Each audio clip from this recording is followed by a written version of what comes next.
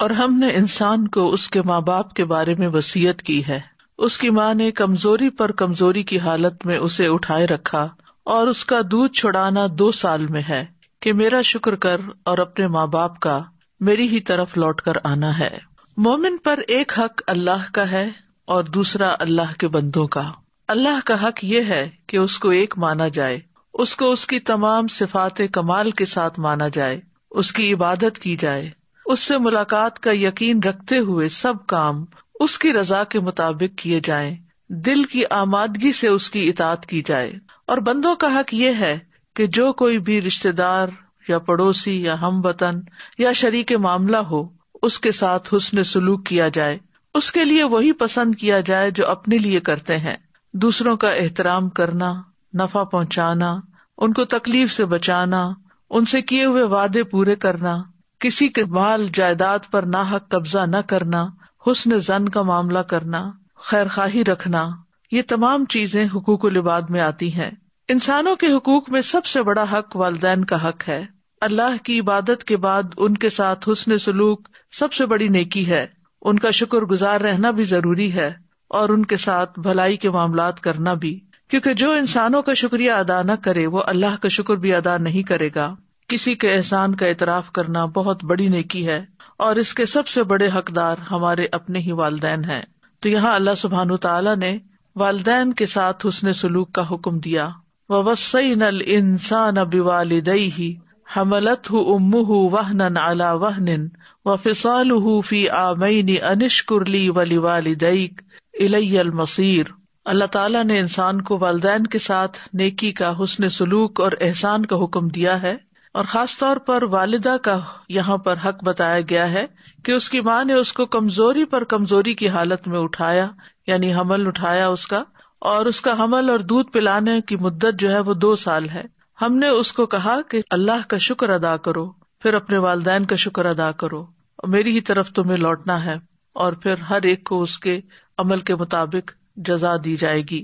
تو یہاں لفظ وصینا استعمال ہوا ہے جو کہ تاکیدی حکم ہے، یعنی ہم نے انسان سے عہد لیا اور اس عہد کو وصیت بنا دیا کہ ہم عنقریب اس سے پوچھیں گے کہ آیا اس نے اس وصیت کو پورا کیا یا نہیں، اور اس نے اس وصیت کی حفاظت کی یا نہیں. یہ اللہ تعالیٰ کا اپنے بندوں پر لطف و کرم اور والدین کی قدر اور توقیر ہے کہ اس نے اولاد کو حکم دیا اور ان کو اس حکم کا پابند کیا کہ وہ بات میں نرمی اور دیگر احسانات کے ساتھ اپنے والدین کے ساتھ اچھا سلوک کریں، یعنی نرم بات، خوشگوار گفتگو، خوبصورت کلام، اور دونوں کے لیے تواضع اور عاجزی اختیار کریں، ان کی عزت کر کے، ان کا احسان مان کر، ان کو ضروری چیزوں میں مدد دے کر، اور ہر طرح سے تکلیف دینے والے قول اور فعل سے بچ کر والدین کے ساتھ احسان کیا جائے، اور خصوصاً والدہ کے ساتھ، کیونکہ وہ ماں اپنے پیٹ میں بچے کو اٹھاتی ہے تو دن بدن اس کی کمزوری میں اضافہ ہوتا جاتا ہے، اور جوں بچے کا وزن بڑھتا ہے اس کی جسامت بڑھتی ہے، ماں کی تکلیف بھی بڑھنے لگتی ہے. تو ماں نے جو مشقت پہ مشقت اٹھا کر اس کو اپنے پیٹ میں رکھا، اور پھر تکلیف اٹھا کر اس کو جنم دیا، پھر تکلیف اٹھا کر اس کو دودھ پلایا، اور پھر 2 سال تک دودھ پلایا، تو یہ تمام محنت اور تمام طرح کی تکلیف جو ہے اس بات کا تقاضا کرتی ہے کہ بچے اپنی والدہ کے ساتھ احسان کا معاملہ کریں. اور پھر ماں جو بچے کی تربیت کرتی ہے، اس پر محنت مشقت کرتی ہے، دن رات اس کے لیے جاگتی ہے، دعائیں کرتی ہے، ان گنت احسانات ہیں جو والدہ اپنے بچوں کے ساتھ کرتی ہے. اس لیے والدین میں سے بھی پھر والدہ کا حق زیادہ بتایا گیا، یعنی جہاں جس کی محنت زیادہ ہو اس کا حق بھی زیادہ بنتا ہے. ابن عاشور کہتے ہیں کہ اس آیت میں ماں کے حمل کا خصوصی ذکر کیا گیا ہے، تو اس لیے ماں کے 3 درجے ہیں اور باپ کا 1 درجہ ہے، یعنی ماں کا حق باپ کے حق سے بھی زیادہ ہے، زیادہ تاکید والا ہے، کیونکہ ماں حمل اٹھاتی ہے، ماں جنم دیتی ہے، ماں دودھ پلاتی ہے، یعنی 3 ایسے کام ہیں جو باپ نہیں کرتا، یعنی باپ ان میں سے کسی کام میں شریک نہیں ہوتا، اس لیے ماں کے درجے بھی زیادہ ہیں.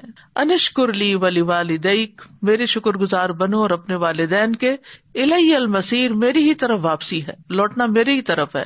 انشکر لی یعنی میرا شکر ادا کرو، یعنی سب سے پہلا حق تو ہم پر بہرحال ہمارے رب کا ہے جس نے ہمیں پیدا کیا، کیونکہ اللہ نے ہمیں اپنی عبادت کے لیے پیدا کیا، تو عبادت ہی کا ایک حق یہ ہے کہ اللہ تعالیٰ کے حقوق کی ادائیگی کرتے ہوئے اس کا شکر ادا کیا جائے.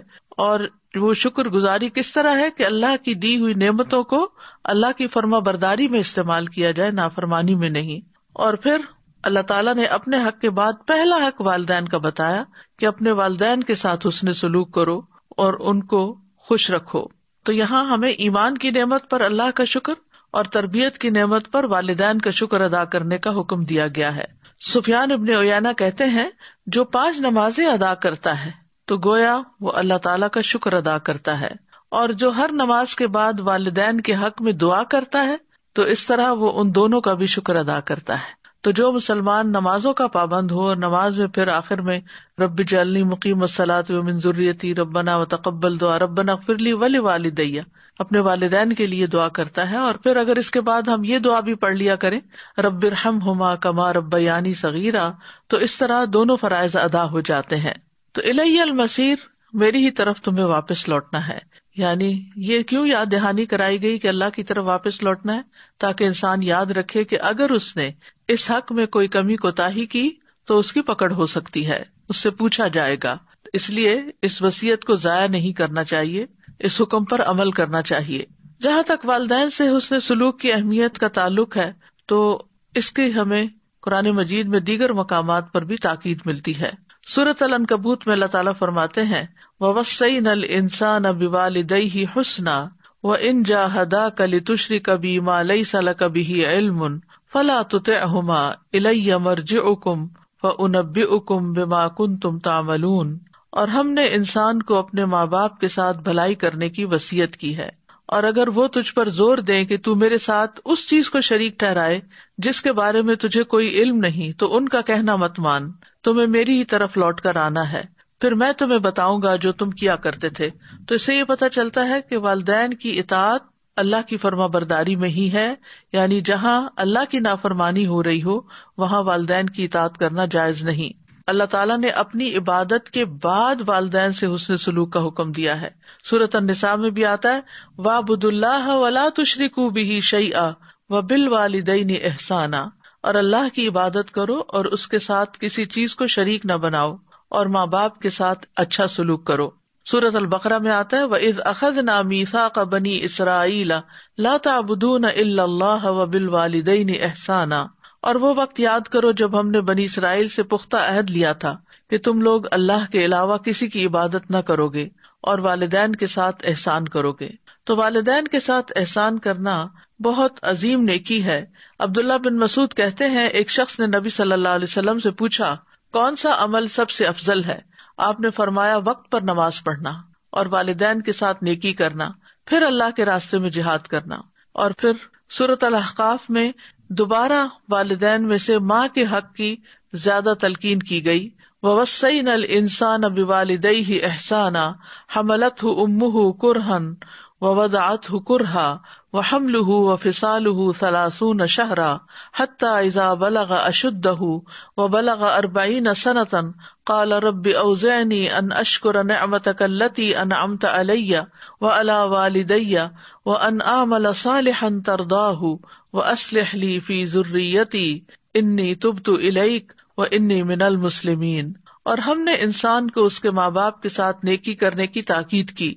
اس کی ماں نے اسے ناگواری کی حالت میں اٹھائے رکھا اور اسے ناگواری کی حالت میں جنم دیا، اور اس کے حمل اور اس کے دودھ چھڑانے کی مدت 30 مہینے ہے، یہاں تک کہ جب وہ اپنی پوری قوت کو پہنچا اور 40 برس کو پہنچ گیا تو اس نے کہا اے میرے رب مجھے توفیق دے کہ میں تیری اس نعمت کا شکر ادا کروں جو تو نے مجھ پر اور میرے ماں باپ پر انعام کی ہے، اور وہ یہ کہ میں نیک عمل کروں جسے تو پسند کرتا ہے، اور میرے لیے میری اولاد میں اصلاح فرما دے، بے شک میں نے تیری طرف توبہ کی اور بے شک میں حکم ماننے والوں میں سے ہوں.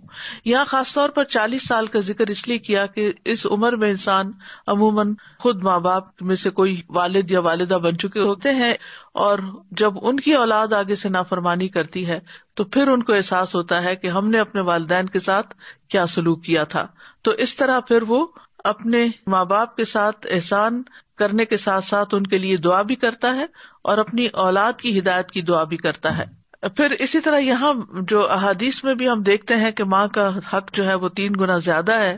بحث بن حکیم اپنے والد اور وہ اپنے دادا سے روایت کرتے ہیں کہ میں نے عرض کیا یا رسول اللہ میں کس کے ساتھ نیکی کروں؟ آپ نے فرمایا اپنی ماں کے ساتھ، پھر اپنی ماں کے ساتھ، پھر اپنی ماں کے ساتھ، پھر اپنے باپ کے ساتھ، پھر قرابت داری میں جو زیادہ قریب ہوں. اسی طرح مقدام بن مادی کرب سے مروی ہے کہ انہوں نے رسول اللہ صلی اللہ علیہ وسلم کو یہ فرماتے ہوئے سنا کہ بے شک اللہ تمہیں تمہاری ماؤں کے ساتھ حسن سلوک کی وصیت فرماتا ہے، پھر تمہیں تمہاری ماؤں کے بارے میں وصیت فرماتا ہے، پھر تمہیں تمہارے باپوں کے بارے میں وصیت فرماتا ہے، پھر تمہیں قریب سے قریب تر کے بارے میں وصیت فرماتا ہے. ہم دیکھتے ہیں کہ یحییٰ علیہ السلام جو تھے وہ بھی اپنے والدین کے ساتھ کس طرح اچھا سلوک کرنے والے تھے. اللہ تعالیٰ فرماتے ہیں یا یحییٰ خذ الکتاب بقوۃ وآتیناہ الحکم صبیا وحنانا من لدنا وزکاۃ وکان تقیا وبرا بوالدیہ ولم یکن جبارا عصیا. اللہ تعالیٰ نے یحییٰ علیہ السلام کو بچپن میں ہی حکم دیا کہ اے یحییٰ کتاب پر مضبوطی سے عمل پیرا ہو جاؤ، اور ہم نے اسے بچپن میں ہی قوت فیصلہ عطا کر دی تھی. ہم نے اسے اپنی مہربانی سے نرم دل اور پاک سیرت بنایا، اور وہ فی الواقع پرہیزگار تھے. وہ اپنے والدین کے ساتھ ہمیشہ اچھا سلوک کرتے تھے اور کسی وقت بھی جابر اور نافرمان نہ ہوئے. عیسیٰ علیہ السلام کی بھی یہی صفت بتائی گئی، وبرم بوالدتی ولم یجعلنی جبارا شقیا، اور میں اپنی والدہ سے بہتر سلوک کرتا رہوں اور اس نے مجھے جابر اور بدبخت نہیں بنایا. کیونکہ عیسیٰ علیہ السلام کے والد نہیں تھے تو یہاں خاص طور پر انہوں نے والدہ کا ہی ذکر کیا. ماں کے ساتھ نیکی جو ہے وہ جہاد سے بھی زیادہ اہم ہے. معاویہ بن جاہمہ سلمی رضی اللہ عنہ روایت کرتے ہوئے کہتے ہیں کہ میں نے رسول اللہ صلی اللہ علیہ وسلم کی خدمت میں حاضر ہو کر عرض کی، اے اللہ کے رسول، میں آپ کے ساتھ مل کر جہاد کرنا چاہتا ہوں. ابتغی بذلک وجہ اللہ والدار الآخرہ، اس سے میرا مقصد اللہ کا چہرہ اور آخرت کا گھر ہے. رسول اللہ صلی اللہ علیہ وسلم نے فرمایا، تیرا بھلا ہو، کیا تیری ماں زندہ ہے؟ میں نے کہا جی ہاں. آپ نے فرمایا واپس جا کر اس کی خدمت کرو. پھر میں نے دوسری طرف سے آ کر عرض کیا، اللہ کے رسول، میں آپ کے ساتھ مل کے جہاد کرنا چاہتا ہوں. ابتغی بذلک وجہ اللہ والدار الآخرہ، تو رسول اللہ صلی اللہ علیہ وسلم نے فرمایا تیرا بھلا ہو، کیا تیری ماں زندہ ہے؟ میں نے کہا جی ہاں اللہ کے رسول. آپ نے فرمایا واپس جا کر اس کی خدمت کرو. پھر میں رسول اللہ صلی اللہ علیہ وسلم کے سامنے سے آیا اور عرض کیا، اے اللہ کے رسول، میں آپ کے ساتھ مل کر جہاد کرنا چاہتا ہوں. ابتغی بذلک وجہ اللہ والدار الآخرہ. آپ نے فرمایا تیرا بھلا ہو، کیا تیری ماں زندہ ہے؟ میں نے کہا جی ہاں اے اللہ کے رسول. رسول اللہ صلی اللہ علیہ وسلم نے فرمایا تیرا بھلا ہو، اس کے قدموں میں پڑا رہ، جنت وہی ہے. پھر اسی طرح ایک شخص نے نبی صلی اللہ علیہ وسلم سے پوچھا کہ کیا میں جہاد کروں؟ آپ نے پوچھا کیا تیرے والدین زندہ ہیں؟ اس نے جواب دیا جی ہاں. آپ نے فرمایا تو ففیہما فجاہد، تو جاؤ ان دونوں میں جہاد کرو، یعنی ان کی خدمت کر کے جہاد کا ثواب حاصل کرو. پھر اسی طرح یہ ہے کہ نفل عبادت سے زیادہ والدین کا حق ہے. اگر والدین آواز دیں تو نماز توڑ کر ان کو جواب دینا ضروری ہوتا ہے. ابو ہریرہ کہتے ہیں کہ انہوں نے رسول اللہ صلی اللہ علیہ وسلم سے سنا، آپ نے فرمایا ایک عورت نے اپنے بیٹے کو آواز دی جبکہ وہ عبادت خانے میں مصروف تھا. اس نے کہا اے جریج. جریج نے دل میں کہا اللہ، ایک طرف میری والدہ اور دوسری طرف میری نماز. وہ پھر بولی اے جریج. اس نے کہا یا اللہ، میری والدہ اور میری نماز، میں کسے اختیار کروں؟ اس نے تیسری مرتبہ پکارا اے جریج. اس نے پھر وہی کہا یا اللہ، ادھر میری والدہ، ادھر میری نماز. بہرحال اس نے نماز کو نہ چھوڑا تو ماں نے کہا اے اللہ، جریج کو موت نہ آئے جب تک وہ بدماش عورتوں کا منہ نہ دیکھ لے. ماں تھی، غصے میں آ گئی اور بددعا دے دی بیٹے کو. چنانچہ اس کے عبادت خانے کے پاس ایک بکریاں چرانے والی عورت ٹھہرا کرتی تھی. اس نے ایک بچے کو جنم دیا تو اس سے کہا گیا یہ بچہ کس کا ہے؟ وہ کہنے لگی جریج کا ہے. یہ الزام سن کر وہ عبادت خانے سے نیچے اترا. جریج کہنے لگا وہ عورت کہاں ہے جو دعویٰ کرتی ہے بچہ مجھ سے ہے؟ جریج نے بچے کو مخاطب کر کے کہا اے شیرخوار، تیرا باپ کون ہے؟ اس نے کہا میرا باپ بکریاں چرانے والا ہے. تو یہ بچہ حضرت عیسیٰ کی طرح گود میں ہی بول پڑا اور اس نے جریج کی صفائی پیش کی، کیونکہ جریج بہرحال اللہ کی عبادت میں مصروف تھے، نفلی عبادت تھی. لیکن اس سے یہ پتہ چلتا ہے کہ اگر والدہ کو ضرورت ہو تو نفلی عبادت چھوڑ کر ان کی مدد کرنی چاہیے. پھر اسی طرح والد کی اطاعت بھی کرنی چاہیے اگر وہ اللہ کی اطاعت کے مطابق ہو. آپ نے فرمایا اللہ کی اطاعت والد کی اطاعت میں ہے اور اللہ کی نافرمانی والد کی نافرمانی میں ہے. پھر اسی طرح والد کو تحفہ واپس لینے کی بھی اجازت ہے. ابن عمر اور ابن عباس کہتے ہیں کہ نبی صلی اللہ علیہ وسلم نے فرمایا کسی شخص کے لیے حلال نہیں کہ وہ کسی شخص کو عطیہ دے یا ہبہ دے پھر اس میں لوٹ جائے، یعنی واپس لے لے، سوائے والد کے جو اس نے اپنے بیٹے کو دیا. اور اس کی مثال جو اپنے عطیے یا ہبہ کی ہوئی چیز میں لوٹے وہ کتے کی طرح ہے جو قے چاٹے، بس جب اس کا پیٹ بھر جائے تو قے کر دے، پھر اپنی قے میں لوٹ جائے.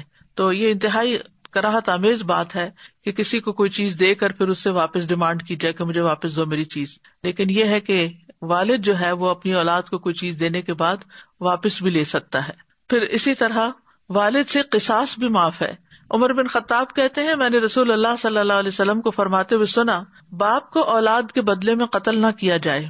پھر والد کی نسبت بدلنے کی ممانعت ہے، یعنی والد ہی کی طرف منسوب کرنا چاہیے اپنے آپ کو، اپنے تعلق کو ختم نہیں کر سکتے.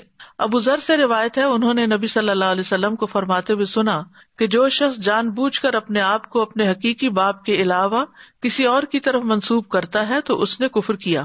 سعد بن مالک کہتے ہیں، میرے کانوں نے یہ بات محمد صلی اللہ علیہ وسلم سے سنی اور میرے دل نے اسے یاد رکھا کہ آپ نے فرمایا، جس نے اپنے آپ کو کسی اور باپ کے ساتھ منسوب کیا، یعنی بیٹا کسی کا تھا، نام کسی اور کا لگا لیا، جبکہ وہ جانتا ہو کہ یہ دوسرا اس کا باپ نہیں پتا، بچے کو تو نہیں پتا، لیکن اگر پتا ہے تو پھر اس پر جنت حرام ہے.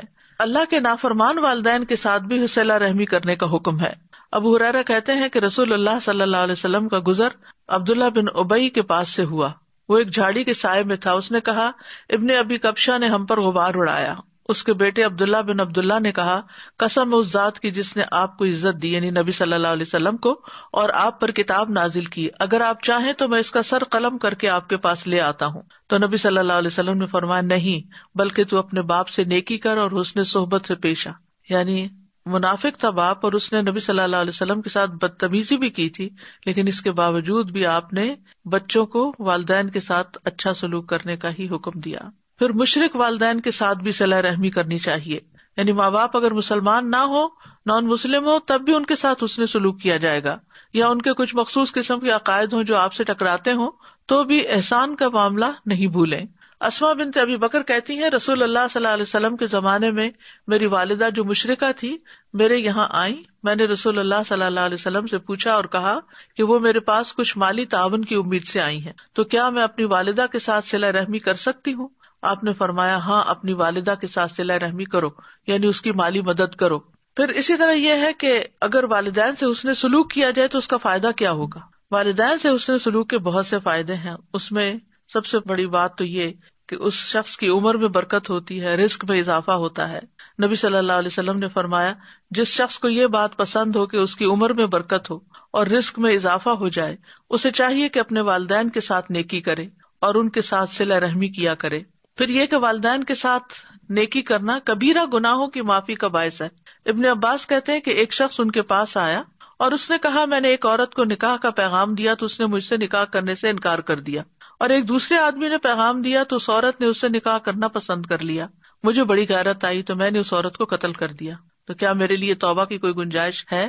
تو ابن عباس نے کہا، کیا تمہاری ماں زندہ ہے؟ اس شخص نے کہا نہیں. تو انہوں نے کہا، جاؤ اللہ عز و جل سے توبہ کرو اور جس قدر ممکن ہو اس کا تقرب حاصل کرو.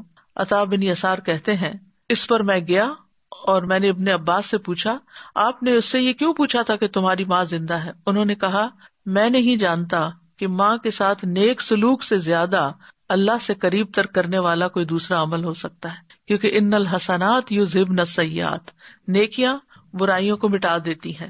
تو اگر انسان سے گناہ ہو جائیں انسان ہونے کے ناطے، تو والدین کے ساتھ حسن سلوک جو ہے ان گناہوں کی معافی کا ذریعہ بھی ہے. پھر اسی طرح یہ ہے کہ والدین کے ساتھ نیکی کی وجہ سے مشکلات بھی دور ہوتی ہیں. وہ 3 لوگوں کا قصہ آتا ہے حدیث کی کتابوں میں جو ایک غار میں پھنس گئے تھے، تو اس میں سے ہر شخص نے اپنے نیک عمل کو وسیلہ بنا کر دعا کی، اور اس میں سے پہلا شخص جس نے اپنے نیک عمل کو وسیلہ بنایا اس نے کہا کہ اے اللہ، میرے ماں باپ بہت ہی بوڑھے تھے، میں باہر لے جا کر اپنے مویشی چراتا تھا، پھر شام کو آتا تو ان کا دودھ نکالتا اور برتن میں پہلے اپنے والدین کو پیش کرتا، جب میرے والدین پی چکتے تو پھر بچوں کو اور اپنی بیوی کو پلاتا. اتفاق سے ایک رات واپسی میں دیر ہو گئی، جب میں گھر لوٹا تو والدین سو چکے تھے، پھر میں نے پسند نہیں کیا کہ انہیں جگاؤں، بچے میرے قدموں میں بھوکے پڑے رو رہے تھے، میں برابر دودھ کا پیالہ لیے والدین کے سامنے اسی طرح کھڑا رہا یہاں تک کہ صبح ہو گئی.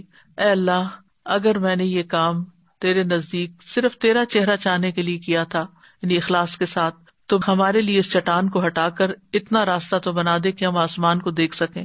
نبی صلی اللہ علیہ وسلم نے فرمایا اس دعا کے بعد وہ پتھر کچھ ہٹ گیا. بہرحال پھر دوسرے شخص نے بھی اسی طرح ایک دعا کی، تیسرے نے بھی کی، اور بالآخر وہ سب غار سے باہر آ گئے. والدین کے قدموں کے نیچے جنت ہے، اور یہ بات ہم بچپن سے سنتے چلے آ رہے ہیں. اس کا مطلب کیا ہے؟ اس کا مطلب یہ ہے کہ ان کی خدمت کی جائے، ان کے کام کیے جائیں، ان کی مدد کی جائے. پھر ایک اور روایت سے ہمیں پتہ چلتا ہے کہ والدین کے ساتھ حسن سلوک جنت میں داخلے کا باعث ہے. حضرت عائشہ سے مروی ہے، کہتی ہیں کہ رسول اللہ صلی اللہ علیہ وسلم نے فرمایا میں جنت میں داخل ہوا تو وہاں قرآن کی تلاوت کی آواز سنائی دی. میں نے پوچھا یہ کون ہے؟ بتایا گیا حارثہ بن نعمان ہے.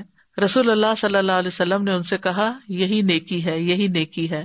اور حارثہ بن نعمان اپنی والدہ کے ساتھ بہت زیادہ حسن سلوک کرنے والے تھے کہ اللہ تعالیٰ نے نبی صلی اللہ علیہ وسلم کو جنت میں انہیں دکھایا اور وہ جنت میں قرآن پڑھ رہے ہیں، یعنی کتنا بلند مقام ہے. پھر اسی طرح اویس کرنی کے بارے میں تو آپ سب جانتے ہیں، ان کا بھی کچھ واقعہ اپنی والدہ کے ساتھ حسن سلوک کا یوں ہے. اسیر بن جابر روایت کرتے ہیں کہ عمر بن خطاب کے پاس جب اہل یمن میں سے کوئی جہاد والے دستے آتے تو وہ ان سے پوچھتے تم میں اویس بن عامر بھی ہیں؟ یہاں تک کہ وہ اویس کے پاس آئے اور کہا آپ اویس بن عامر ہیں؟ انہوں نے کہا ہاں. پوچھا کیا آپ مراد قبیلے سے ہیں؟ اس کے بعد قرن کی شاخ سے ہیں، اسی لیے قرنی کہا جاتا ہے نا ان کو. انہوں نے کہا ہاں. کہا کیا آپ کو برس کی بیماری تھی پھر ٹھیک ہو گئے، بس 1 درہم برابر جگہ رہ گئی؟ کہا ہاں. پوچھا آپ کی والدہ ہیں؟ کہا ہاں.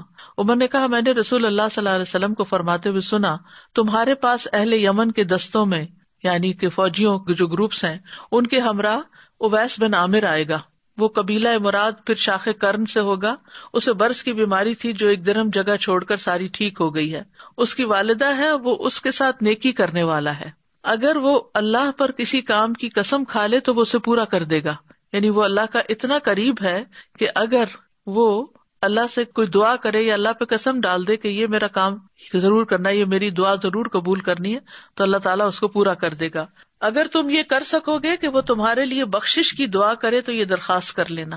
عمر نے کہا پس آپ میرے لیے بخشش کی دعا کریں. تو انہوں نے ان کے لیے بخشش کی دعا کی. حالانکہ یہ اپنی والدہ کی خدمت کی وجہ سے نبی صلی اللہ علیہ وسلم کی خدمت میں حاضر نہیں ہو سکے تھے. عمر رضی اللہ عنہ نے پوچھا آپ کہاں جانا چاہتے ہیں؟ انہوں نے کہا کوفہ میں. انہوں نے کہا کیا میں آپ کے لیے وہاں کے عامل کو خط نہ لکھ دوں؟ انہوں نے کہا مجھے یہ زیادہ پسند ہے کہ خاک نشین لوگوں میں رہوں، یعنی مجھے کسی گورنر وغیرہ کی سپورٹ نہیں چاہیے. کہتے ہیں جب اگلا سال آیا تو ان کرنیوں کے اشراف میں سے ایک شخص حج پہ آیا. وہ عمر رضی اللہ عنہ سے ملا تو آپ نے اس سے اویس کے بارے میں پوچھا. اس نے کہا میں اسے ایک بسیدہ گھر اور تھوڑی سی پونجی کے ساتھ چھوڑ کر آیا ہوں. عمر رضی اللہ عنہ نے کہا میں نے رسول اللہ صلی اللہ علیہ وسلم سے سنا آپ فرماتے تھے تمہارے پاس اویس بن عامر یمن کے دستوں کے ہمراہ آئے گا. وہ قبیلہ مراد پھر اس کی شاخ کرن سے، اور اسے برس کی بیماری تھی جو درہم جگہ چھوڑ کر ساری ٹھیک ہو گئی. اس کی بس والدہ ہے جس کا وہ بہت فرما بردار ہے. اگر وہ اللہ پر کسی کام کی قسم کھا لے تو اسے پورا کر دے گا. اگر تمہارے بس میں ہو تو وہ تمہارے لیے مغفرت کی دعا کرے تو دعا کی درخواست کر لینا.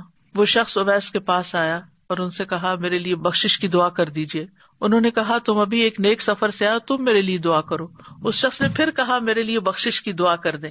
انہوں نے کہا تم ابھی ایک نیک سفر سے آئے ہو، تم میرے لیے بخشش کی دعا کرو. پھر اس کا اصرار دیکھا تو پوچھا تم عمر رضی اللہ عنہ سے ملے تھے؟ اس نے کہا ہاں. تو انہوں نے اس کے لیے مغفرت کی دعا کی. پھر لوگ ان کے بارے میں جان گئے تو وہ کسی طرف چلے گئے، یعنی غائب ہو گئے. اسیر نے کہا میں نے انہیں ایک چادر اڑائی تھی. جب بھی کوئی انسان اسے دیکھتا تو پوچھتا اویس کے پاس یہ چادر کہاں سے آئی. یعنی وہ ایسے رہتے تھے کہ ایک اچھی چادر اوڑھنا بھی بڑا حیران کن تھا. تو جہاں والدین کے ساتھ احسان کا فائدہ ہے وہاں والدین سے بدسلوکی کے نقصان بھی ہے. سب سے پہلی بات تو یہ کہ والدین کی نافرمانی حرام ہے. نبی صلی اللہ علیہ وسلم نے فرمایا بے شک اللہ نے تم پر ماؤں کی نافرمانی کو حرام قرار دیا ہے. والدین کی نافرمانی کبیرہ گناہوں میں سے ہے.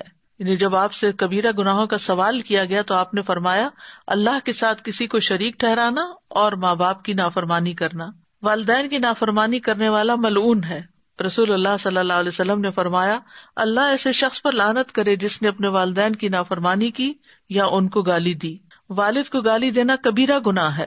عبداللہ ابن عمرو ابن العاص سے روایت ہے، وہ کہتے ہیں کہ اللہ تعالیٰ کے نزدیک کبیرہ گناہوں میں سے یہ ہے کہ آدمی اپنے والد کے لیے گالیوں کا سبب بنے. انسان ایسے برے کام کرے کہ لوگ اس کے باپ کو گالی دیں کہ یہ کس کی اولاد ہے. والدین کے نافرمان کی کسی عبادت کا قبول نہ کیا جانا. ابو امامہ سے روایت ہے رسول اللہ صلی اللہ علیہ وسلم نے فرمایا 3 قسم کے لوگوں کا نہ فرض قبول ہوتا ہے نہ نفل قبول ہوتا ہے، والدین کا نافرمان اور بدسلوک، احسان جتلانے والا، تقدیر کو جھٹلانے والا۔ پھر اسی طرح والدین کے نافرمان کی محرومی بھی ہے۔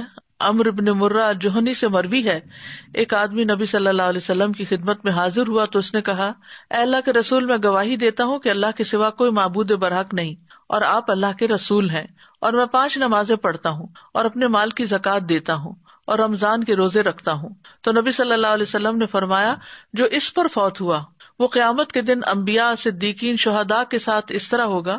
پھر آپ نے اپنی دونوں انگلیاں گاڑی، بشرطے کہ وہ والدین کی نافرمانی نہ کرتا ہو، یعنی جو اپنے فرائض ادا کرے اور اس کے ساتھ والدین کا فرما بردار ہو تو انبیاء، شہداء کے ساتھ ہوگا۔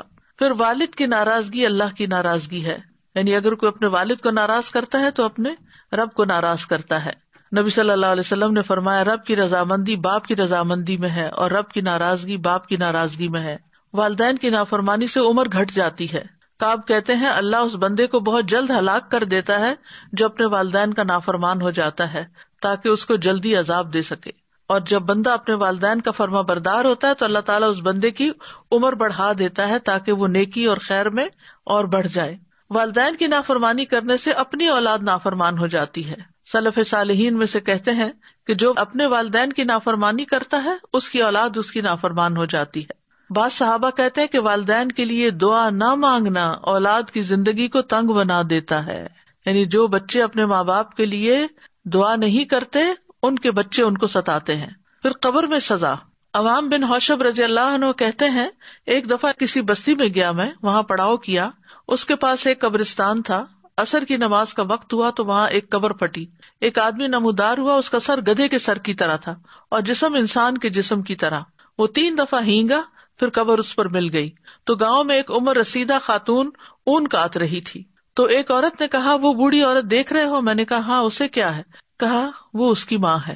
میں نے پوچھا اس کا قصہ کیا ہے؟ اس نے بتایا، یہ شراب پیتا تھا، جب وہ جانے لگتا تو ماں کہتی، اے بیٹے اللہ سے ڈر جاؤ، کب تک تم شراب پیتے رہو گے؟ اس نے کہا تم ایسے ہی ہینگتی رہتی ہو جیسے گدھا ہینگتا ہے، یعنی ماں کے سمجھانے کو گدھے کے ہینگنے سے تعبیر کیا۔ پھر وہ عصر کے بعد فوت ہو گیا۔ یہ وہ بندہ ہے جو اپنی قبر سے روزانہ نکلتا ہے، 3 دفعہ ہینگتا ہے، پھر قبر اس پہ مل جاتی، یعنی اتنی رسوائی۔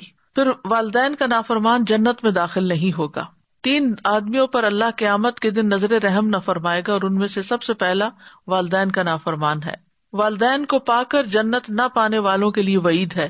نبی صلی اللہ علیہ وسلم ایک دفعہ ممبر پر چڑھے، پہلی سیڑھی پر قدم رکھا تو فرمایا آمین، دوسری پہ اسی طرح فرمایا آمین، پھر تیسری پر بھی۔ پھر فرمایا میرے پاس جبریل آئے اور فرمایا، اے محمد صلی اللہ علیہ وسلم، جس نے رمضان کا مہینہ پایا پھر اس کی بخشش نہ ہو سکی تو اللہ اس کو اپنی رحمت سے دور کر دے۔ میں نے کہا آمین۔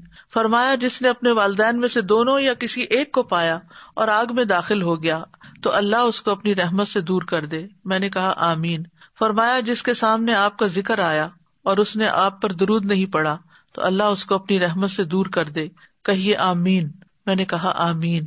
اب والدین کے جو حقوق ہے وہ کیا ہے، یعنی کس طرح ان کی خدمت کی جائے، کس طرح ان کی مدد کی جائے۔ نمبر 1، قول کے ساتھ، یعنی بات کرنے میں قولوا للناس حسنا، سب لوگوں کے لیے اچھی طرح بات کرنے کا حکم ہے، لیکن خاص طور پر والدین کے ساتھ۔ پھر فعل، عمل کے ساتھ۔ پھر مال کے ساتھ، یعنی والدین پر خرچ کرنا چاہیے۔ پھر منصب کے ساتھ کہ اگر آپ کے پاس کوئی ایسا عہدہ ہے یا ایسے ریسورسز ہیں خاص کہ جس کی وجہ سے آپ ان کی زندگی میں کوئی سہولت لا سکتے ہیں تو یہ بھی اس میں شامل ہو جاتا ہے۔ اس کے الٹ 2 چیزیں ہیں، ایک یہ کہ ان کے ساتھ بدسلوکی کی جائے، بدتمیزی، بد اخلاقی برتی جائے۔ دوسرا یہ کہ نہ ان کے ساتھ احسان کیا جائے نہ ہی بدسلوکی کی جائے۔ یہ دونوں صورتیں والدین کے حق میں کمی کا باعث ہیں۔ یعنی احسان کرنا تو کیا ہے، قول اور فعل اور مال اور جاہ سب کے ساتھ کیا جائے، اور اگر کوئی نیوٹرل ہے تو یہ بھی حق میں کمی ہے۔ آپ والدین کے سلسلے میں نیوٹرل نہیں رہ سکتے۔ اگر وہ زندہ ہے تو ان کی خدمت کی جائے، ان کا دل خوش کیا جائے، اور اگر وہ نہیں تو ان کے دوستوں رشتہ داروں سے حسن سلوک کیا جائے، اور اسی طرح ان کے لیے دعائیں کی جائیں، اور پھر یہ کہ ان کی طرف سے صدقہ خیرات کیا جائے۔ اور ایک آسان طریقہ یہ ہے کہ جب بھی آپ اپنا صدقہ نکالیں، یعنی اپنی طرف سے کریں، ان کی بھی نیت ساتھ کر لیں۔ اللہ کے خزانے بہت وسیع ہیں، وہ صرف آپ کو بھی اجر دے سکتا ہے، وہ ان کو بھی ساتھ دے سکتا ہے۔ خاص طور پر ان کے مرنے کے بعد ان کے لیے جو ہم احسان کا رویہ اختیار کر سکتے ہیں ان کے لیے صدقہ کریں، زندگی میں ان کے ہاتھ میں دیں تاکہ وہ اپنے ہاتھ سے صدقہ کریں، ان کو خوشی ہو کہ وہ بھی کچھ کر رہے ہیں. کیونکہ جب ہم بڑے ہوتے ہیں، کمانے کے قابل ہوتے ہیں، والدین بوڑھے ہو جاتے ہیں، ان کے پاس کچھ ہوتا نہیں، وہ اولاد کی طرف حسرت کی نگاہوں سے دیکھتے رہتے ہیں، تو ان کو ان کے ہاتھ میں دینا چاہیے تاکہ وہ اپنے ہاتھ سے کر سکیں، اور جب فوت ہو جائے تو وہی چیز جو ہے ان کی طرف سے پھر کی جائے. دنیا میں ان کے ساتھ معروف طریقے سے رہنا چاہیے، والدین کے ساتھ نرمی برتنی چاہیے. وَاخْفِضْ لَهُمَا جَنَاحَ الذُّلِّ مِنَ الرَّحْمَةِ وَقُلْ رَبِّ ارْحَمْهُمَا كَمَا رَبَّيَانِي صَغِيرًا، اور ان پر رحم کرتے ہوئے انکساری سے ان کے آگے جھکے رہو اور ان کے حق میں دعا کرو کہ اے میرے رب ان پر رحم فرما جیسا کہ انہوں نے بچپن میں مجھے محبت اور شفقت سے پالا تھا.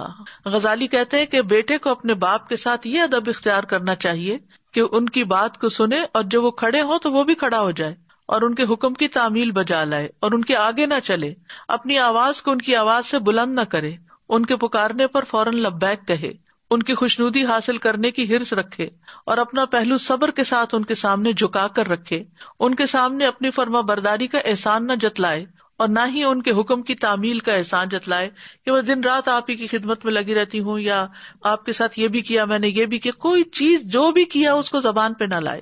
اپنے والد کو حقارت سے نہ دیکھے اور اپنے چہرے کو ان کے چہرے کے بالمقابل نہ کرے، کیونکہ بعض اوقات اولاد بہت پڑھ جاتی، بہت کوالیفائڈ ہو جاتی ہے، بڑی بڑی یونیورسٹیوں سے پڑھنے لگ جاتی ہے، اس صورت میں وہ اپنے آپ کو بہت زیادہ عقل مند اور بہت آگے سمجھتے ہیں ماں باپ سے، اور ماں باپ کو بات کرتے ہیں تو یا ان پہ ہنس پڑتے ہیں، یا ان کی طرف اشارے کرتے ہیں، یا ان کے ساتھ آرگیومنٹ کرتے ہیں، یا ان کی زندگی کو ایک ناکام زندگی بتاتے ہیں. یہ ساری چیزیں جو ہیں بدسلوکی میں آتی ہیں. لیکن یہ یاد رکھا جائے کہ والدین کی اطاعت جائز چیزوں میں ہو. اگر وہ کوئی ناجائز کام کرنے کو کہیں تو اس وقت انہیں آسان طریقے سے سمجھا دیا جائے کہ یہ اللہ تعالیٰ کی ناراضگی کا کام ہے، یہ نہیں کرنا. والد کی اطاعت کرنے میں بہترین مثال، بیسٹ ایگزامپل حضرت اسماعیل علیہ السلام کی ہے کہ جب ان کے والد نے ان کو کہا کہ مجھے اللہ تعالیٰ نے حکم دیا کہ اپنے بیٹے کو ذبح کرے، تو انہوں نے فوراً اس بات کو قبول کر لیا، حالانکہ اس میں ان کی جان جاتی تھی، اور اپنے والد کے سامنے عاجزی اور انکساری سے سر جھکا دیا. پھر والدین کے ساتھ ادب سے گفتگو کرنی چاہیے، ان کو اف تک نہیں کہنی چاہیے، نہ ہی اپنی آواز ان کے سامنے اونچی کرنی چاہیے. اللہ تعالیٰ فرماتے ہیں اما یبلغن عندک الکبر احدہما او کلاہما فلا تقل لہما اف ولا تنہرہما وقل لہما قولا کریما. اگر ان میں سے کوئی ایک یا دونوں تمہارے سامنے بڑھاپے کی عمر کو پہنچ جائیں تو انہیں اف تک نہ کہو، نہ ہی انہیں جھڑکو، اور ان سے بات کرو تو ادب سے بات کرو. اور خاص طور پر والدین کے سامنے اونچی آواز نہیں کرنی چاہیے. اب آج کل کی یوتھ جو ہے ان کو والدین کے حق کا عموماً کوئی خیال نہیں ہوتا، تھوڑا سا بھی اختلاف ہو، تھوڑے سے بھی آرگیومنٹ ہو تو ایک دم چلانے لگتے ہیں یا اونچی بولنے لگتے ہیں. کیونکہ والدین جب بوڑھے ہو جاتے ہیں تو ان کو اور زیادہ شفقت اور محبت اور رحمت کے سلوک کی ضرورت ہوتی ہے، کیونکہ ان کے ساتھ جتنا بھی احسان کیا جائے وہ کم ہے. کیونکہ وہ جاگتے رہے کہ ہم سو جائیں، وہ بھوکے رہے کہ ہم کھا لیں، وہ تھکتے رہے کہ ہمیں آرام مل جائے. انہوں نے ہمارا بچپن اس طرح ہمارے ساتھ گزارا، اور ہم اپنے والدین کے ساتھ کیا کرتے ہیں. والدین کے سامنے کمتر غلام بن کر آنا چاہیے. عبداللہ بن عباس کہتے ہیں اپنے والدین کے ساتھ ایسے معاملہ کرو جیسا کہ غلطی کرنے والا کمتر غلام اپنے سنگ دل اور سخت طبیعت آقا کے پاس ہوتا ہے، یعنی انتہائی عاجزی اور مسکینی والا معاملہ. والدین کی طرف غصے سے دیکھنا بھی نہیں چاہیے. ابن عباس کہتے ہیں جس نے اپنے والد کی طرف غصے سے دیکھا گویا اس نے ان کی نافرمانی کی. صرف دیکھا غصے سے، کہا کچھ نہیں، بات بھی نہیں ٹالی. پھر والدین کے سامنے اپنے کپڑے بھی نہیں جھاڑنے چاہیے کہ کہیں ان پہ غبار نہ پڑ جائے. ابن عباس کہتے ہیں وَبِالْوَالِدَيْنِ احسانا میں کیا آتا ہے کہ والدین کے سامنے اپنے کپڑے بھی نہ جھاڑو کہ ان پہ غبار نہ پڑے. والد سے پہلے نہ چلنا چاہیے نہ بیٹھنا چاہیے. ابو ہریرہ کہتے ہیں کہ انہوں نے 2 آدمیوں کو دیکھا تو ان میں سے ایک کو کہا یہ آپ کے ساتھ کون ہے؟ اس نے جواب دیا میرے والد ہیں. انہوں نے کہا ان کو ان کے نام سے نہ بلانا، نہ ان سے آگے چلنا، نہ ان سے پہلے بیٹھنا. پھر والدین کے ساتھ حسن سلوک کی ایک صورت یہ کہ ان پہ مال خرچ کیا جائے. یسألونک ماذا ينفقون قل ما انفقتم من خیر فللوالدین. یہ آپ سے پوچھتے ہیں کہ کیا چیز خرچ کریں، کہہ دو تم خیر میں سے جو بھی خرچ کرو تو وہ ماں باپ کے لیے خرچ کرو. جب ماں باپ دنیا میں نہ رہے تو ان کی طرف سے خرچ کرو. مثلا اپنے رشتے داروں کی، غریبوں کی آپ مدد کرتے تو دل میں نیت کر لیں کہ یا اللہ اس کا ثواب ہمارے والدین کو بھی پہنچے، یہ میں ان کی طرف سے خرچ کر رہی ہوں. اگر وہ زندہ ہوتے تو ان لوگوں کو ضرور دیتے. اور خرچ کرنے کی ابتدا ماں سے کرنی چاہیے. یعنی اگر کوئی جاب کرتا ہے اور اس کی تنخواہ آتی ہے تو پہلا گفٹ اس میں سے ماں کے لیے نکالے. اور اگر کوئی بزنس کرتا ہے تو اس کا جو پروفٹ آئے اس میں سے ماں کا حصہ سب سے پہلے نکالے. طارق محاربی سے مروی ہے، وہ کہتے ہیں ہم مدینہ آئے تو رسول اللہ صلی اللہ علیہ وسلم ممبر پر لوگوں سے خطاب کر رہے تھے. آپ فرما رہے تھے دینے والے کا ہاتھ اونچا ہوتا ہے اور سب سے پہلے تم اسے دو جس کی کفالت تمہارے ذمہ ہے. اپنی ماں کو دو، اپنے باپ کو دو، اپنی بہن کو دو، اپنے بھائی کو دو، پھر اپنے قریبی رشتے دار کو دو، پھر جو قریبی ہو. یعنی اقربا کی تقسیم یوں ہے. پھر والدین پہ خرچ کرنا فی سبیل اللہ کی قسم میں سے ہے. کعب بن عجرہ کہتے ہیں نبی صلی اللہ علیہ وسلم کے پاس سے ایک شخص گزرا تو رسول اللہ صلی اللہ علیہ وسلم کے صحابہ نے اسے قوی اور چست پایا. سو انہوں نے عرض کیا اللہ کے رسول، اگر یہ شخص اللہ کے راستے میں ہوتا تو بہتر ہوتا. تو آپ صلی اللہ علیہ وسلم نے فرمایا اگر یہ شخص اپنے چھوٹے بچوں کے لیے بھاگ دوڑ کرنے نکلا ہے تو یہ اللہ کے راستے میں ہے. اگر یہ اپنے بوڑھے اور بزرگ والدین کے لیے بھاگ دوڑ کرنے نکلا ہے تو یہ اللہ کے راستے میں ہے. یعنی ان کے لیے کمانے جا رہا ہے یا ان کے لیے خریدنے جا رہا ہے یا ان کی دوائی خریدنے آپ جا رہے ہیں. اور اگر یہ اپنے نفس کے لیے بھاگ دوڑ کرنے نکلا ہے کہ اسے سوال سے بچائے تو یہ اللہ کے راستے میں ہے. اور اگر یہ دکھاوے اور باہم فخر کے لیے نکلا ہے بھاگ دوڑ کر کے تو یہ شیطان کے راستے میں ہے. تو محنت کر کے ماں باپ پر خرچ کرنا چاہیے. والدین کی زندگی میں بھی ان کے لیے دعائیں کرنی چاہیے، اور اگر فوت ہو جائیں پھر تو وہ اور زیادہ دعاؤں کے مستحق ہو جاتے ہیں. اور وہ یہ کہ ان کے اوپر اللہ کی رحمت کی، مغفرت کی، ہدایت کی، اصلاح کی، ان کے کاموں کے آسان ہونے کی اور حسن خاتمہ کی جب وہ زندہ ہوں. والدین کی زندگی میں بھی ان کی طرف سے صدقہ کر سکتے ہیں. مثلاً اگر آپ کو اللہ نے بہت دیا ہے تو کوئی عمارت ان کے نام پہ بنا کے وقف کر سکتے ہیں، مساجد کی تعمیر ہو سکتی ہے، کوئی کنواں ہو سکتا ہے، کوئی مصحف خرید کے دیے جا سکتے ہیں. اسی طرح خیر اور علم کی نشر و اشاعت کے کاموں میں والدین کی طرف سے خرچ کرنا چاہیے، یعنی صدقہ جاریہ کے کاموں میں، چاہے وہ زندہ ہوں چاہے وہ فوت ہو چکے ہوں. لیکن ان کی تعظیم اور توقیر میں مبالغہ نہ کریں. ان کی تعظیم اور توقیر اس طریقے پر کریں کہ ان سے محبت کا اظہار کریں، ان کے سر کو چومیں، ہاتھوں کو چومیں، ان کے سامنے عاجزی اختیار کریں، لیکن ان کو سجدہ کرنا جائز نہیں. پھر والدین کی تعریف کریں، ان کا احسان مانیں کہ آپ نے ہمارے ساتھ ایسا اور ایسا کیا. ان کو یاد دلائیں وہ جب میں چھوٹی تھی آپ نے مجھے یہ دیا تھا، جب میری شادی ہوئی تو آپ نے یہ کیا تھا، وغیرہ وغیرہ. تاکہ مثلاً اگر آپ اپنے والدین پہ احسان کر رہے ہیں یا وہ آپ کے پاس رہ رہے ہیں تو وہ بوجھ نہ سمجھے، آپ بھی بوجھ نہ سمجھے، اور ان کے دلوں میں بھی یہ بوجھ نہ ہو کہ ہم اولاد کے گھر رہ رہے ہیں. تو اس صورت میں آپ وقتاً فوقتاً ان کے احسان یاد کرائیں تاکہ ان کو وہ رہنا آسان لگے. کیونکہ والدین کو کبھی بھی اولاد کے گھر رہنا آسان نہیں لگتا، وہ ہمیشہ اپنے ہی گھر رہنا چاہتے ہیں، لیکن بعض مجبوریوں میں ان کو رہنا پڑتا ہے. تو ایسی صورت میں ان کو محسوس ہی نہ ہونے دیں کہ آپ ان پر کوئی احسان کر رہے ہیں، بلکہ انہیں یہ محسوس کرائیں کہ وہ آپ پہ احسان کر رہے ہیں آپ کو نیکی کا موقع دے کر. اور اس میں یہ ہے کہ خاص طور پر اگر ان کی تعریف کریں اور بڑھاپے میں ان کی جو اچھی عادتیں ہیں ان کا ذکر کریں، ان کی عبادت کی تعریف کریں، تو یہ چیزیں ان کے دلوں میں خوشی پیدا کریں گی. پھر ان کی ضروریات کا خیال رکھیں، خود سمجھیں، نہ کہ انہیں بار بار آوازیں دینی پڑے. پھر ان سے مشورے لیتے رہیں، چاہے وہ مشورے اتنے صائب نہ بھی ہوں، لیکن ان کو شریک مشورہ رکھنے سے انہیں یہ فیل ہوگا کہ میں بھی اس گھر کا بندہ ہوں. ورنہ جب ہم ان کو بالکل ایک طرف کر دیتے ہیں تو وہ اپنے آپ کو ایلین سمجھنے لگتے ہیں. پھر یہ کہ ان کی باتوں کو اہمیت دیں، جب وہ بات کر رہے ہیں تو سر ہلائیں، مسکرا کے بات کریں، ان کے ساتھ اتفاق کریں. بعض اوقات ان کی باتیں نامعقول بھی ہو سکتی ہیں، انسان ہے وہ بھی، لیکن ان کو یہ نہ کہے کہ یہ آپ کیا کہتے ہیں، یہ آپ کی بات بالکل غلط ہے. اس طرح کی بات نہیں کرنی چاہیے. اگر کوئی بات سمجھانی بھی ہو ان کو تو پیار سے سمجھا دیں. ایسے کام کریں کہ جس سے ان کے دل سے دعائیں نکلے آپ کے لیے. ان کو رلانے سے باز رہیں. ایک شخص آپ کی خدمت میں حاضر ہوا، کہنے لگا میں ہجرت پر آپ سے بیعت کرنے کو آیا ہوں اور اپنے والدین کو روتا چھوڑ کے آیا ہوں. آپ نے فرمایا واپس جاؤ، جیسے انہیں رلایا ہے ویسے ہی انہیں ہنساؤ. پھر والدین سے انجانے میں کوئی غلطی ہو جائے تو انہیں رسوا نہ کیا جائے، کیونکہ بعض انسانوں سے غلطی ہو جاتی ہے تو یہ نہ کہا جائے کہ ہمارے ماں باپ تو ایسے اور ایسے تھے. اور اگر وہ مثلاً نماز نہیں پڑھتے یا اور دین میں نہیں ہے تو ان کی ہدایت کے لیے زیادہ سے زیادہ دعا کرنی چاہیے. حضرت ابو ہریرہ کی والدہ مسلمان نہیں تھی تو ان کے لیے بہت پریشان رہتے تھے. ایک دن انہوں نے بہت نبی صلی اللہ علیہ وسلم کے خلاف باتیں کی تو آپ نبی صلی اللہ علیہ وسلم کے پاس ہے اور کہا کہ آپ میری والدہ کے لیے دعا کریں. تو آپ نے اسی وقت فرمایا اللہم اہد ام ابی ہریرہ، اے اللہ ابو ہریرہ کی والدہ کو ہدایت عطا فرما. وہ کہتے ہیں میں نبی صلی اللہ علیہ وسلم کی دعا لے کر خوشی سے گھر گیا. جب میں گھر آیا اور دروازے کے قریب ہوا تو وہ بند تھا. میری ماں نے میرے قدموں کی آہٹ سن لی. کہنے لگی ابو ہریرہ وہیں رکو. میں نے پانی گرنے کی آواز سنی، پس انہوں نے غسل کیا، قمیص پہنی، دوپٹہ اوڑھتے ہوئے جلدی سے باہر آئیں اور دروازہ کھولا. کہا ابو ہریرہ اشہد ان لا الہ الا اللہ و اشہد ان محمدًا عبدہ و رسولہ. یعنی خاص طور پر جب ان کی طرف سے کوئی تکلیف پہنچتی ہے تو پھر انسان کا دل بھر آتا ہے، تو وہ جو رونے کی کیفیت ہوتی ہے انتہائی جذباتی، اس میں دعا کرنی چاہیے. میں نے عرض کیا اللہ کے رسول، اللہ سے دعا کریں وہ میری اور میری والدہ کی محبت اپنے مومن بندوں کے دلوں میں ڈال دے اور ہمارے دلوں میں ان کی محبت پیدا کر دے.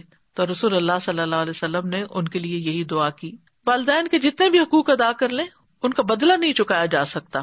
رسول اللہ صلی اللہ علیہ وسلم نے فرمایا بیٹا اپنے والد کے احسانات کا بدلہ نہیں چکا سکتا سوائے اس کے کہ وہ اسے غلام پائے پھر خرید کے آزاد کر دے. ماں کے ایک دن کا بھی بدلہ نہیں چکایا جا سکتا جو وہ بچپن میں تکلیف اٹھاتی ہے. ابن عمر نے ایک بار ایک یمنی کو دیکھا اپنی پیٹھ پر ماں کو لیے ہوئے طواف کر رہا ہے اور یہ شعر پڑھتا جا رہا ہے میں اس کے لیے سواری کا اونٹ ہوں، جب سواروں کو ڈرایا جائے تو میں نہیں ڈرتا. پھر اس نے کہا ابن عمر کیا میں نے ماں کا بدلہ اتار دیا؟ ابن عمر نے کہا نہیں، اس کی ایک آہ کا بدلہ بھی نہیں اتارا. والدین کی نافرمانیوں کی کچھ صورتیں بھی معلوم ہونی چاہیے. وہ یہ ہے کہ والدین کے ساتھ بدتمیزی کری جائے، یہ بدسلوکی کی ایک شکل ہے. ان کے سامنے برائی کا مظاہرہ کیا جائے، وہ کام کیے جائیں جو ان کو سخت ناپسند ہیں، ان کو ڈانٹا جائے، بلند آواز سے بات کی جائے، دروازوں کو پیٹا جائے، بڑبڑایا جائے، یا یہ کہ مثلاً والدین سے کوئی مطالبہ کیا جائے وہ پورا نہ کرے تو بولنا چھوڑ دیا جائے. پھر اسی طرح اگر وہ باہر نکلنے کی اجازت نہیں دیتے تو زبردستی کی جائے، اگر وہ پڑھنے کو کہیں تو پڑھ کے نہ دے. اور انتہائی بدسلوکی اور بدبختی کیا ہے کہ والدین کو بد دعا دی جائے کہ اللہ ان کی زندگی ختم کر دے تاکہ ہم آرام سے رہیں، یا اس کی خواہش کی جائے. یہ انتہائی بدسلوکی کی باتوں میں سے ہے. یاد رکھیے والدین کی وفات کے بعد بھی ان کے ساتھ احسان کرنا چاہیے، کیونکہ والدین کو نیک اولاد کی دعائیں پہنچتی رہتی ہیں. ایک شخص جنت میں جس کا درجہ بلند ہوتا ہے وہ پوچھتا ہے میرے رب یہ درجات کہاں سے آئے؟ تو اللہ تعالیٰ فرماتا ہے تیرے حق میں تیری اولاد کے استغفار کی برکت سے. ان کی طرف سے صدقہ بھی کرنا چاہیے. نبی صلی اللہ علیہ وسلم سے کسی نے اس کے بارے میں سوال کیا تو آپ نے مثبت میں جواب دیا. خاص طور پر پانی پلانے کا صدقہ ماں باپ کے ثواب کے لیے، کیونکہ شاید پانی کی مدینہ میں کمی تھی تو ایک شخص نے جب پوچھا کہ کیا کروں تو آپ نے فرمایا ان کی طرف سے کنواں کھدوا دو. پھر اسی طرح اگر ان کے روزے باقی رہ گئے ہوں تو قضا رکھے جائیں یا ان کی طرف سے فدیہ دے دیا جائے. اگر وہ حج نہیں کر سکے تو ان کا حج بدل کیا جائے. انہوں نے اگر کوئی نظر مانی تھی تو وہ نظر پوری کی جائے. والدین کے دوستوں کے ساتھ بھی نیک سلوک کیا جائے. سلف صالحین جو تھے اپنے ماں باپ کے سامنے عاجزی اختیار کرتے تھے. محمد بن منقدر اپنا رخسار زمین پہ رکھ لیتے، پھر والدہ سے کہتے آپ اپنا پاؤں میرے رخسار پہ رکھ دیں، یعنی لاڈ سے. محمد بن سیرین اپنی والدہ کے لیے جب لباس خریدتے تو سب سے زیادہ نرم لباس خریدتے. جب عید آتی تو اپنی والدہ کے لباس کو خود رنگتے اور اپنی آواز کو کبھی اپنی والدہ پر بلند نہ کرتے. جب اپنی والدہ سے بات کرتے ایسا لگتا کہ وہ کان لگا کے ان سے بات کر رہے ہوں. اور جو آدمی آپ کو نہ جانتا ہوتا وہ جب آپ کو اپنی والدہ کے پاس دیکھتا تو اپنی والدہ سے آہستہ آہستہ بولنے کی وجہ سے ان کو بیمار سمجھتا. وہ اتنے پیار سے بات کرتے تھے، آرام سے بات کرتے تھے. پھر اسی طرح بہت گھور گھور کے ان کو نہیں دیکھنا چاہیے. ان کی اگر بےدبی ہو جائے تو اس پر صدقہ کرنا چاہیے، یعنی صدقہ جو ہے والدین کے ساتھ کی ہوئی زیادتیوں کا ازالہ کر دیتا ہے. حیوہ بن شریح کبار علماء میں سے تھے. وہ درس کی مجلس میں بیٹھ کر لوگوں کو علم سکھاتے اور اس مجلس میں ان کی والدہ ہوتی اور ان سے کہتی اٹھ جاؤ مرغیوں کو دانا ڈالو، تو وہ اپنے پڑھانے کے سلسلے کو ختم کر کے مرغیوں کو دانا ڈالنے چلے جاتے تھے. حالانکہ یہ بہت بڑے استاد، عالم اور بہت بڑے محدث تھے اور ان کے پاس بہت زیادہ لوگ جمع ہوتے تھے، لیکن پھر بھی وہ والدہ کی بات کے لیے اٹھ جایا کرتے تھے. ماں کے فوت ہونے پر دعا کی محرومی سے رونا چاہیے، کیونکہ والدین زندگی میں اپنی اولاد کو سب سے زیادہ دعائیں دیتے ہیں اور سب سے زیادہ خلوص سے مانگتے ہیں، تو جواباً ان کے لیے بھی مانگنی چاہیے. عامر بن عبداللہ کہتے ہیں کہ میرے والد فوت ہو گئے، یہ عبداللہ بن زبیر کے بیٹے ہیں، تو میں 1 سال تک صرف یہ دعا کرتا رہا کہ اللہ انہیں معاف کر دے. یعنی فوت ہو جائے تو خاص طور پر ان کی بخشش کی دعائیں کریں. ربیع بن خثیم راستے سے تکلیف دہ چیز ہٹاتے تو کہتے کہ اس کا اجر میرے والد اور والدہ کو ملے. تو اب آپ دیکھیے کہ اس کا یہ مطلب نہیں کہ آپ کو نہیں ملے گا، آپ تو ہٹا رہے ہیں، آپ کو تو ملے گا ہی ملے گا، بائی ڈیفالٹ آپ کو ملے گا. لیکن اگر ان کی طرف سے نیت کر لیں گے تو اور زیادہ رحمتیں ہوں گی آپ پر. تو ان کے لیے دعائیں بھی کریں. رب ارحمہما کما ربیانی صغیرا، پھر اسی طرح نوح علیہ السلام کی دعا بھی ہے، رب اغفر لی ولوالدی ولمن دخل بیتی مؤمنا وللمؤمنین والمؤمنات ولا تزد الظالمین الا تبارا۔ ابراہیم علیہ السلام کی دعا ہے، ربنا اغفر لی ولوالدی وللمؤمنین یوم یقوم الحساب۔ کرنے کے کام کیا ہیں کہ والدین کے ساتھ حسن سلوک کیا جائے، ماں کا درجہ باپ سے بھی 3 گنا زیادہ ہے، اور اپنے ہر قول فعل میں والدین کی خوشی کو اور مرضی کو مقدم رکھیں۔ جس بات سے ماں باپ ناراض ہوں وہ چھوڑ دیں، ان کی نافرمانی سے بچیں، ان کو رلانے سے بچیں، ان سے دعائیں لینے والے کام کریں، فوت شدہ والدین کے لیے بخشش کی دعائیں کریں، ان کی طرف سے صدقات کریں۔ اللہ سبحانہ وتعالی ہمیں عمل کی توفیق عطا فرمائے۔ وآخر دعوانا ان الحمد للہ رب العالمین۔ سبحانک اللہم وبحمدک، اشہد ان لا الہ الا انت، استغفرک واتوب الیک۔ السلام علیکم ورحمۃ اللہ وبرکاتہ۔